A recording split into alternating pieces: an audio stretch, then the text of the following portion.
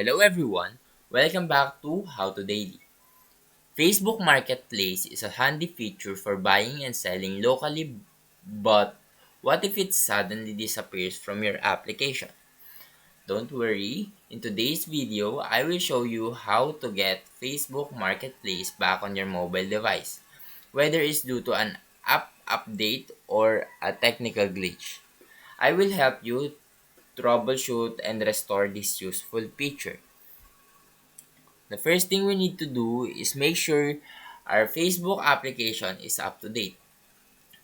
To check this, go to the application store or Google Play and search for Facebook and update the app if needed. Next, open the application and navigate to the menu.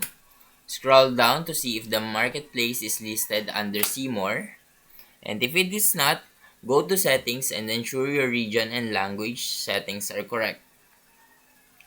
If Marketplace still doesn't appear, try uninstalling and reinstalling the Facebook app. This can sometimes resolve issues caused by corrupted data.